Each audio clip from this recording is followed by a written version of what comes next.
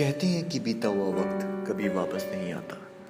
वापस तो सिर्फ याद आया करती है। बचपन के वो मीठे पल, कुछ खट्टी मीठी शरारतें आज भी याद आती हैं मुझे। रुचि जितनी ही मुझसे अलग थी उतनी ही करीबी मेरी दोस्त थी। वो कड़वी लड़ाइयाँ, वो नादान बदमाशियाँ, वो मासूमियत भरी नाराज़गी। हम जैसे भी थे पर हमेशा साथ रहते थे।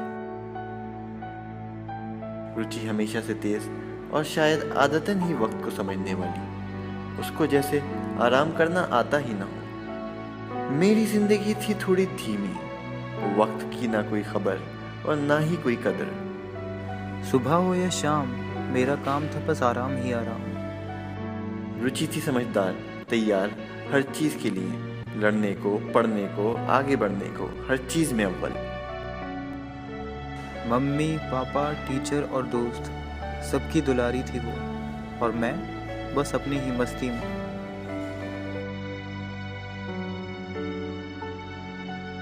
स्कूल एक ऐसी जगह जो मेरे लिए थी ही नहीं। किताबें मेरी दुश्मन और स्कूल मेरे लिए जेल। स्कूल पहुंच के रुचि बिल्कुल बदल जाती। मुझे लगता था कि शायद मुझसे अच्छी अगर कोई रुचि की दोस्त थी तो वो थी उसकी किताबें, उसकी पढ़ाई और उसके टीचर्स। सभी बच्चों की तरह मुझे भी पॉकेट मनी मिलती। पैसे आए और गए।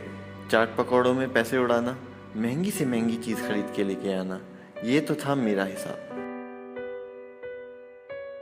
और पागल रुचि मम्मी से पैसे लेती और गुल्लक में डाल देती। बैंक से कुछ लोग हमारे स्कूल बचत के बारे में बताने आए, पर मुझे उनकी बातें कुछ समझ नहीं आई। मगर रुचि ने उनकी बात सुनी और शायद समझी भी। पर एक चीज़ जो वो नहीं कर पाई वो था मुझे समझाना। वक्त गुजरा, एग्जाम आए और गए, नतीजा भी आया। पूरी क्लास में तीसरे नंबर पे थी और मैं 31वें। मगर रुचि को तब भी चैन न था। सारी यूनिवर्सिटीज के बारे में पढ़ा और अप्लाई किया। वो अपने पापा के साथ बैंक गई और आगे की पढ़ाई के लिए एक लोन ले लिया। जो बात बाकियों के लिए बस एक क्लास का लेक्चर था, रुचि ने उसे जिंदगी में आगे बढ़ने का जरिया बना ही लिया।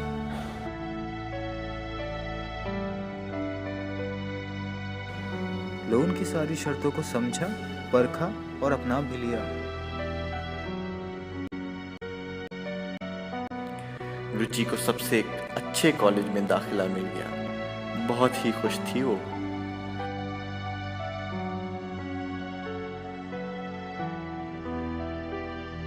और मैं सब जगह नामंजूर।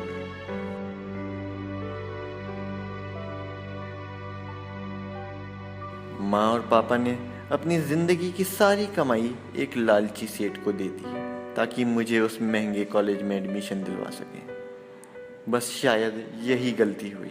लालची सेठ ने थोड़े पैसे देकर सब कुछ रख लिया।